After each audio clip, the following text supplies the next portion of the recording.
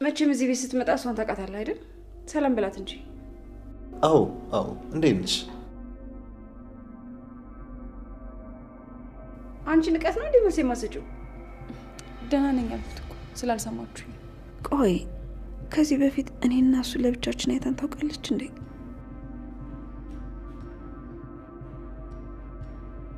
ይሄ የማይረባ በህት የተጫወተው እሱ ነው አይደል?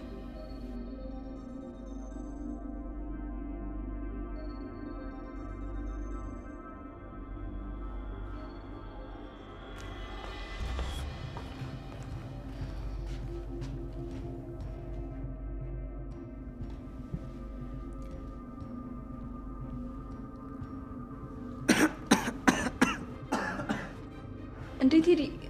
ምንድነው? ሻይ ምን ሆነ? አይ ምንም ትን ብሎኝ ነው። ቆንጆ ሻይ ነው። ወይኔ ትናለህ አይደል?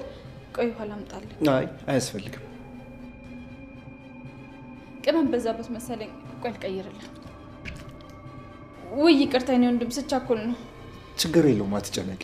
አላቃጠለኝ። ለምን አላቃጠለም? ኑኑ አዱ ምን እየተፈጠረ ነው? ምንስ ነው የኔ ቆንጆ? እጭ እንዴት ነው ቤት ሰዓት ሊመጣ ይችላል?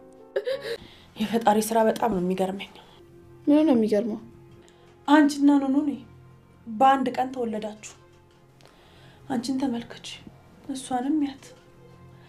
እሷ ያንቺ ሰራተኛ፣ አንቺ ደግሞ የሷ አሰሪ ልጅ ሆንሽ። ታዲያ አሁን ይሄ ምን ይገርማል? እኛ ስለሆነን ነው። ሌላ ሰው ቢሆን ኖሮ የኔ ጎዳና ላይ ወድቆ ነበር። ኧረ ተይ ሀስቢ ውስጥ እቺን የመሰለች ልጅ ባንቺ ቦታ ብትሆን፣ አንቺ ደግሞ በሷ ቦታ ብትሆኚ ምን አይነት ጸባይ እንዳላት ታዲ መቀባጠርሽ። ሰላም ጤና ይስጥልኝ ወደ ቻናሌ ቤተሰቦች፣ እንኳን ወደ ኔቱ በሰላም መጣችሁ። እንግዳ ድራማ ክፍል 25 በክፍል 24 ላይ እንግዲህ ቴዲ ወደ ወይዘሮ ሄለን ቤት መጥቷል ማለት ነው። ወይዘሮ ሄለን ለቴዲ በተደጋጋሚ በመደወል እንዲመጣ ወደ ቤት ተጠይቀዋለች። ቴዲም እንግዲህ መሄድ አልፈለገም፣ ምክንያቱም ከሄለን ጋር መገናኘት አይፈልግም። ነገር ግን ይህ ሀሳብ ለሱ ጥሩ እንደሆነ ስላሰበ በዛውም መሲን ማግኘት አለብኝ፣ እሷን ማያ ዘዴ ሆነኛም በማለት ወደ ወይዘሮ ሄለን ቤት ይመጣል። ወይዘሮ ሄለንም እንግዲህ ልክ ሲመጣላት ማለቃቀስ ጀመረች። ይቅር በለኝ፣ ካንተ ጋር መጣላት አልነበረብኝም እያለች ስታወራ፣ ቴዲም እንግዲህ አይዞሽ እንግዲህ ለምንድን ነው ባልሽ ስለሞተ ነው የምታለቅሽው ወይስ ከኔ ጋር ስለተጣላሽ ይላታል። አዎ እሱ በመሞቱ አዝኛለሁ፣ ነገር ግን አንተን ስላስከፋው ግን በጣም አዝኛለሁ አለችው። የባሏ ሞት ብዙም ያላስገረማት ወይዘሮ ሄለን እዚህ ቀደምን ባሏ ልትገለው ስለነበረ ቶማስ መሞቱ ለሷ ያን ያክል አስፈላጊው አይደለም፣ ግን በጣም ሞኝ ናት። በጣም ባሏ በህይወት ቢኖር እሷ የዛ ቤት እመቤት መሆን ትችል ነበረ። አሁን ላይ እዛ ቤት የመቆየት እድሉ ራሱ ያላት አይመስለኝም። ሌሎች ወንጀሎችን እየሰራች ገንዘብ ልታገኝ ትችላለች። የዛ ቤት ቆይታዋ ግን በተለይ ቤሉል እያለ መቼም አይሳካላትም። ቤሉል ንብረት ሁሉ በሱ ስም ነው ያለው። አጎቱ ደግሞ ናሆም ማለት ነው ያፌት፣ የሀረጉ ያፌት ናሆም ሆኖ እዚህ ላይ መጥቷል። ያው ጥፍት እያለ ስለሚመጣ ማን ነው እንዳትሉ ብዬ ነው። ብዙም እየተሳተፈ አይደለም፣ ግን ትንሽ ወንጀለኛ ነገር ይመስለኛል። በተለይ የእህቱ ገዳይ ወይዘሮ ሄለን እጇ ያለበት ይመስለኛል እህቱ ሞት ላይ። እናም እሷን በጣም አጥብቆ ነው የሚጠላት፣ በግንባሩ ነው ሲያያት እንኳን። እናም እንግዲህ አሁን ላይ እሱ ሰዎችን ቀጥሮ እያንዳንዱ እርምጃዋን እየተከታተላት ይገኛል። የሆነ ጊዜ እነ ቶማስ ቤት ይሄድና ናሆም እህቴ ሆይ ህልምሽን እኔና ልጅሽ እጅ ለእጅ ተያይዘን እንኖረዋለን ሲል ነበር። ያ ማለት ቶማስንም ምናልባት ወይ አሳግቶታል ወይ ገሎታል። እርግጠኛ ነኝ እሱ እጅ አለበት። ከቶማስ ሞትና መታገት ጀርባ ናሆም አለ ብዬ አስባለሁ። አብዛኛዎቻችሁ አቶ ቶማስ አልሞተም እያላችሁ ነበር። እኔም የሞተ አይመስለኝም። ማለት ማን ገደለው? እርግጠኛ ነኝ ናሆም ነገን መኖር የሚፈልግ ሰው ወንጀል አይሰራም። አቶ ቶማስን ገደለ ማለት እስር ቤት እንጂ ከቤሉል ከእህቱ ልጅ ጋር ሆኖ የእህቱን ህልም ማስቀጠል አይችልም። ስለዚህ እንደዚህ አይነት የጅል ጨዋታ ይጫወታል ብዬ አላስብም። ነገር ግን የታገተ ይመስለኛል። የውሸት ሞተ ተብለው የተነገራቸው ነው የሚመስለኝ። እና ምን አለፋችሁ አሁን ላይ ወይዘሮ ሄለን ስልክ እየተደወለ እቃሽን አስተካከልሽ ወይ እዛ ቤት መቆያሽ ጊዜ እያለቀ ነው እያሉ የሚያስፈራሯት ሰዎች በዝተዋል።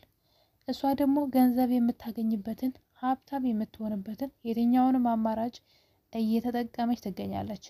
አንደኛ የቤሉል ፍቅረኛ ተብዬዋ መቅደስን እንግዲህ ስሟን ወደዛ ቤት ቀይራ ወደዛ ቤት እንድትመጣ ካደረገች በኋላ ቤሉልን በፍቅር አጥምዳ እንድታገባው ነው ዋናው ድራማው ማለት ነው።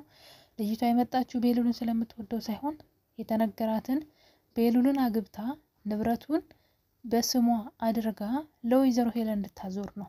ለዛ ነው ቤሉል እንድትቀርብ የተፈለገው። ኑኑያት አገባችሁ ማለት ደግሞ ትዳሩን መስርተው በፍቅር ነው እንጂ የሚኖሩት ለወንጀለኛዋ ለወይዘሮ ሄለን የምትሰጠው ነገር አይኖርም። ለዛም እንግዲህ ኑኑያትን ቴዲ እንዲመርዛት ብትሰጠውም ቴዲ ግን የገዛ ልጁን ስለማይመርዝ የሚያውቀው ነገር ስላለ ኑኑያትን ሳይመርዝ ግን የተመረዘች አስመስሎ ይልክላታል። ወይዘሮ ሄለንም እንዳልተመረዘች ስታውቅ የውሸት ምርመራ አሰርታ ጭራሽ የኤችአይቪ ምርመራ መድኃኒት እንድትወስድ እያደረገቻት ነው። ኑኑያት ደግሞ ህመም አልሰማት ስላለ ድጋሚ ምርመራ እንድታደርግም ጠይቃት ነበር። ነገር ግን ወይዘሮ ሄለን ጭራሽ በማንቋሸሽ አንቺ ከሰው እኩል አይደለሽም፣ ራስሽን ከሰው እኩል እንዳትቆጥሪ፣ እዚህ ቤት ስትኖሪ ከልጆቼ እንዳትጠጊ፣ ይህን በሽታሽን እንዳታገቢባቸው፣ በተለይ ከቤሉል እያለች ደጋግማ ማስፈራራት ጀመረች። ስለዚህ የውሸት ወረቀት አሰርታ በሽተኛ ነች ብትላትም ኑኑያት ግን ምንም ህመም ስለማይሰማት ግራ ገብቷታል። ነገር ግን ኤልሹ ያን የተደበቀ ፖስታ በመፈለግ እንግዲህ እሷ እንግዲህ ማግኘት ፈልጋ ምንም ነገር ማንም አይከለክላትም። በጣም ተንኮለኛ ልጅ ናት። እናም ከእናቷ ክላስ በመግባት የኑኑያት ተብሎ የተላከውን ወረቀት ፖስታ ታየዋለች። እሱም ኑኑያት ኤችአይቪ ቫይረስ በደሟ ውስጥ እንዳለ እንደተመረዘች የሚናገር ነበር። እናም ኑኑያት ኤልሹ ይህን ስታይ በኑኑያት በጣም ደስ አላት በጣም እና ጭራሽ ወደ ክፍሏ ሻይ ስትወስድላት ይሄን ኩባያ አንቺ ጠጥተሽበት ነበር እንዴ በማለት በነገር ትጀምራታለች። ኑኑያት ግራ ገባት። ምን ማለት ፈልገሽ ነው? ምን እያልሽ ነው ስትላት ተነስታ ሻዩን በማንሳት መሬት ላይ በመድፋት ሁለተኛ ምንም ነገር እንዳታመጭልኝ፣ ካጠገቤም እንዳትቆሚ ትቀፍኛለሽ፣ በሽታሽ የሚጋባብኝ ይመስለኛል በተለይ በማለት ልክ እንደ እናቷ ከወንድሜ አጠገብ ትደርሽና ወዮልሽ፣ ወንድሜ እንደምታይ ቆንጆ ፍቅረኛ አለችው፣ ስለዚህ ካጠገቡ እንዳደርሽ ወዮልሽ፣ ያለዛ ግን እየዞርኩ ለሁሉም ሰው ኤችአይቪ ኤዲስ እንዳለብሽ እንዳወራ ታስገድጅኛለሽ ያለች አስፈራርታታለች። እንግዲህ ኑኑያት አንቺ አትረቢም አንቺ ከዚህ በኋላ ስትላት ግን ኑኑያት በጣም ስለተሰማት ራሷን ማጥፋት አስባለች። አዶኒም ቤሉልም ወደ ክላሷ እየሄዱ ሁለቱም ያፈቅሯታል። እንግዲህ ወደ ክፍሏ በመሄድ ሊጠይቋት ቢሞክሩም እሷ ግን ሁሉንም አይናችሁን አላይም በማለት ታባረራቸውና ራሷን ለማጥፋት ትሞክራለች። ከዚህ በላይ እዚህ መኖር አልፈልግም ብላለች። ምክንያቱም አእምሯ በጣም ተነክቷል። ወይዘሮ ሄለንም አንቺ ከሰው በታች ነሽ፣ ከሰው መጠጫሽን መበያሽ ላይ እያለች ራሷን እንድትጠላ አድርገው ነው የነገሯት እናትና ልጅ። ይህን ነገር ግን ለእህቷ ብትነግራት ለወንድሟ ብትነግር ምን አለበት? እኔ እኮ አንዳንዴ ግራ ግብት ይለኛል። ሁሉን ነገር በውስጧ ይዛ የእሷ መጫወቻ ሆነች ማለት ነው። እና እንግዲህ ኑኑያት ራሷን ለማጥፋት ለቤተሰቦቿ ደብዳቤ ጽፋለች። ራሷንም በምላጭ በመቁረጥ እንግዲህ ደሟን እያፈሰሰች ነበረ። ማን እንደሚደርስላት አይታወቅም።